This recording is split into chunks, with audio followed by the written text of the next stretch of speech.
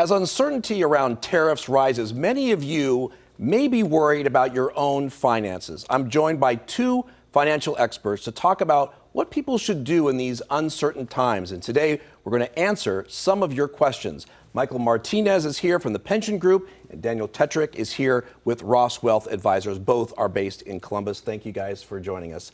Our first question is, we'll start with a question from a viewer. Can you explain what tariffs are and how they impact our economy? That's all we've been talking about, tariffs with our clients. And, it's obviously a way that President Trump feels that a lot of our trading partners globally are not, they're allowed to bring goods into our economy, and we're not, there's no tariffs on, or there's not as much tariffs as what they're charging the U.S. So it's certainly having some impact. We've seen that well over a month ago, and we've seen some deep sell-offs the last 2 days in the market. The Dow being down about 1,500 points each day, overall. But it's going to be a bumpy ride here for the next few weeks. But really tell people not to panic.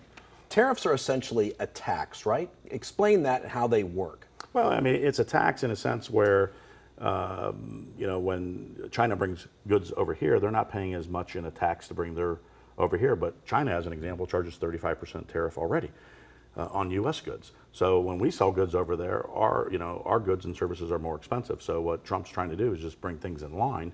But now with today's recent reciprocal, or what China ended up saying, they're going to tax the U.S. an additional 35%. So we can be getting into a little bit of a trade war imbalance here.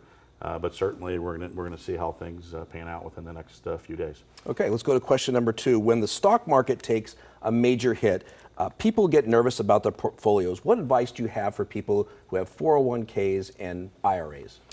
Don't make any knee-jerk reactions. So, market declines are, volatility is going to be a very natural part of any market cycle. So sometimes the downward shifts happen very quickly.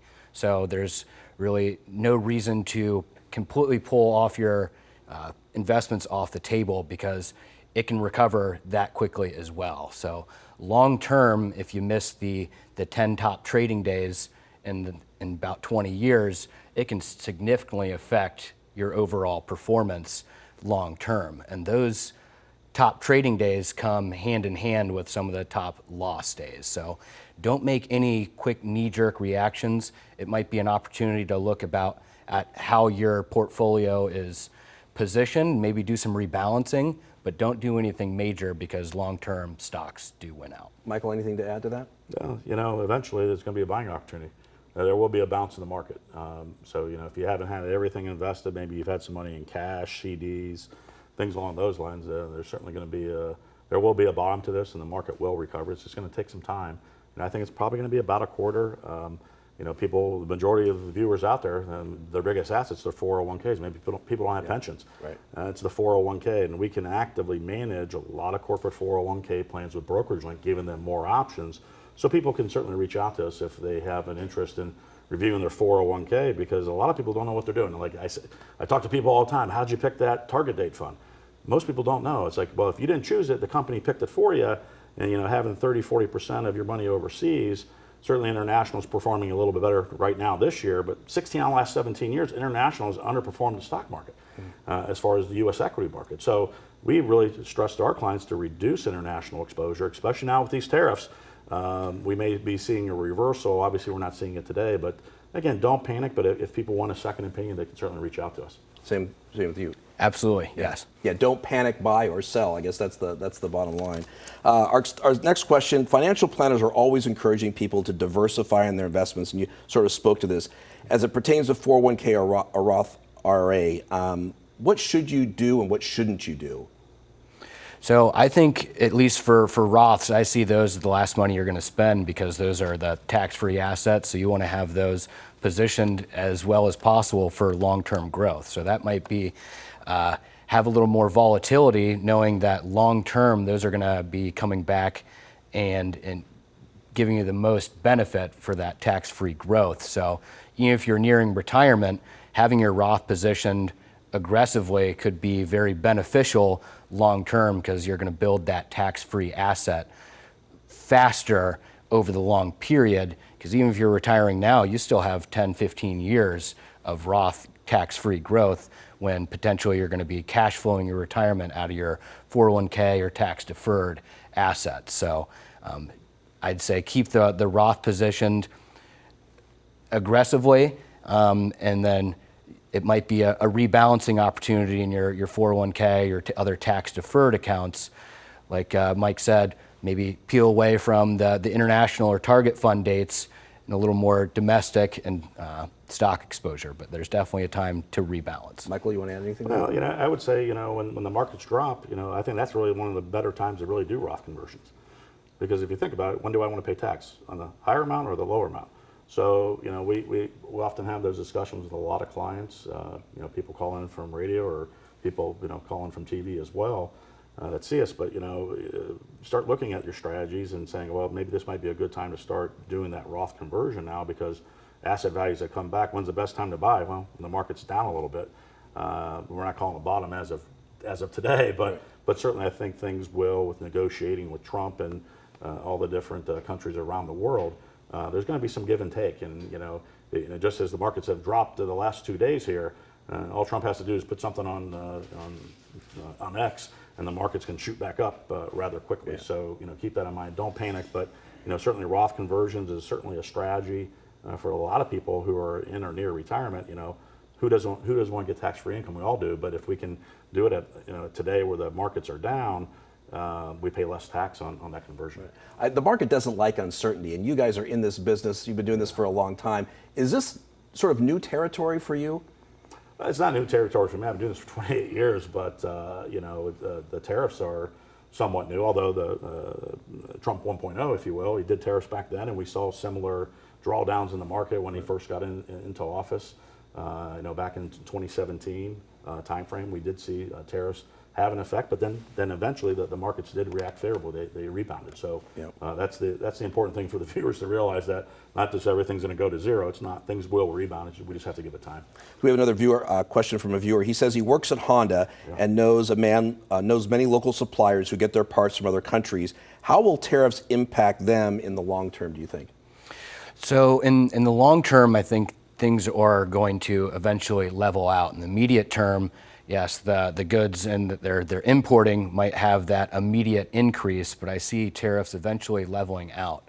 And in the place like Honda, they've been more in the U.S. and been planning to be more in the U.S., building manufacturing plants, the Civic, in the U.S. So eventually those tariffs are going to not have as much impact on the domestically manufactured cars and car parts in the U.S. And that's been in the pipeline for several years. It just isn't a knee-jerk reaction. Let's start building cars in America because Trump tweeted about tariffs 2 weeks ago. Now that those have been long-term plans, so initially I think there's going to be an initial shock to the system, a little cold water down your back, but long-term I think prices and are going to level out.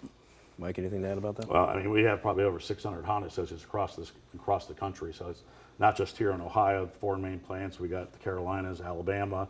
They build the Passport. They build the Odyssey down there. I got clients that they're certainly going to be affected, even suppliers. But the reality of it is, will parts that are made overseas be tariffed? Absolutely, they're going to be tariffed. So let's face it, price of goods are going to be going up on automobiles. That's one of the biggest sectors.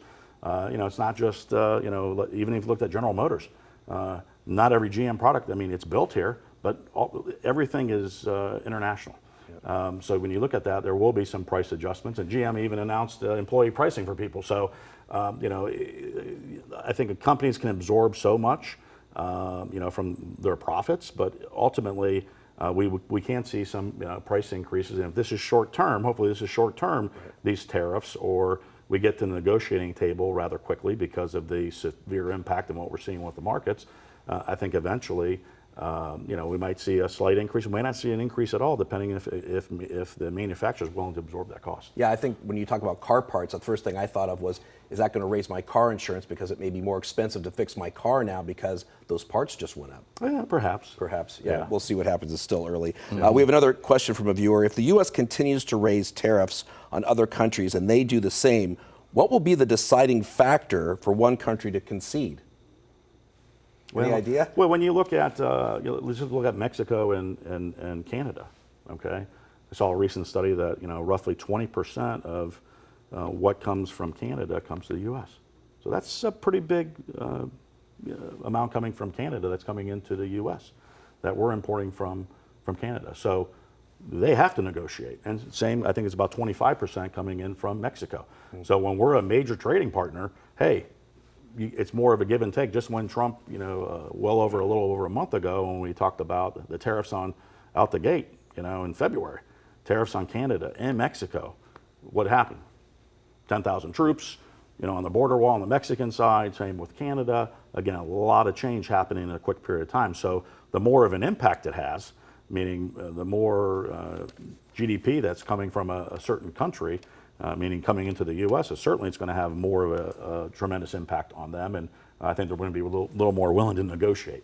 Daniel, anything to add about that? Yeah, I think there's no one area where I'd say that this is going to be the catalyst to say tariffs are going to end and we're all going to come to the negotiating table. I think 22 states are, Canada's their number one trading partner. I think another 10 or 15 states, Mexico's their number one trading partner. So there is going to be a lot of give and take. Eventually there's going to be a leveling out, but initially there's going to be saber rattling, just like retaliatory tariffs. How is it going to totally impact the bottom line of each country and their trade deficit or surplus with either country? But I see it eventually leveling out after some saber rattling, and everyone wants to come to the negotiating table to calm the waters a little bit, because we are very tied in the global trade network with these countries. We've talked a lot about individuals in terms of their 401ks, Roth IRAs. I'm wondering, from a small business point of view, what advice you would have for people who are trying to keep their businesses afloat during these times. What advice would you give them? I'm sure you deal with businesses as well, in terms of how they should be positioning themselves financially to protect their assets. Well, I mean, it really depends on the business. I mean, if it's a local business, let's face it, goods and services have gone up, although we are seeing positive things in the economy. Inflation is coming down. Interest rates are coming down. We've had the opportunity to hire a few new employees as well, here recently. So, it all really comes down to the business as far as what they want, what they should and shouldn't do. I mean, maybe put some more money aside, if they're really affected by the tariffs, or depends on what service sector they're in. Right.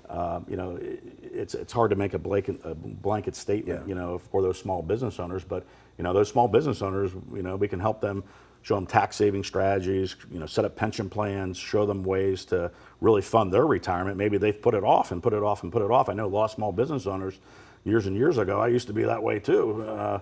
But now we have a team of people behind us, as far as staff and things like that. But making sure that those business owners are set up, financially. They've put it off, and they've put everything to their business, including their finances. Well, maybe now's the time to really start looking at what they can do today to really set them up for their retirement. Yeah, Daniel.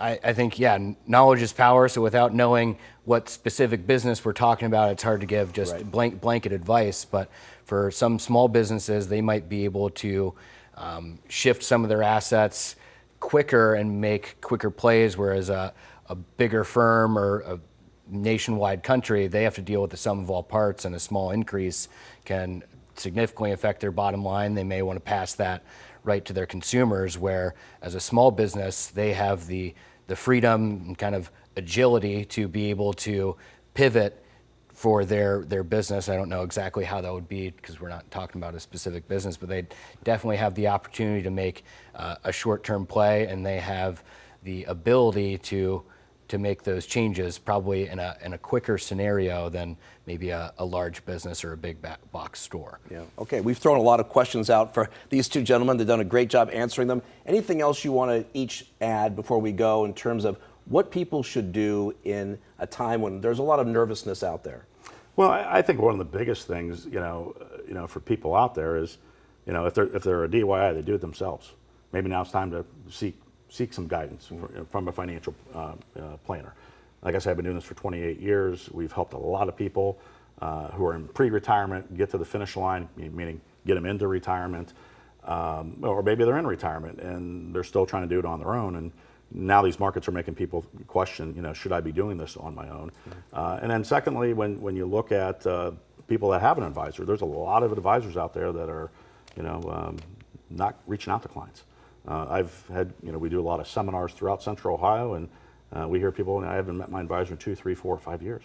And I really ponder, I'm like, wow, really, it's been that long since you sat down with your advisor, or the only time I hear from them is, if they want to sell me something type of thing. We're very proactive in doing reviews with our clients, and maybe that's an opportunity to get a second opinion. If you're not getting that guidance, you're not getting that call, you're not getting what you need, then maybe it's time to get a second opinion and see how one of us in the industry that does this can certainly help them. Yeah, Daniel? Yeah.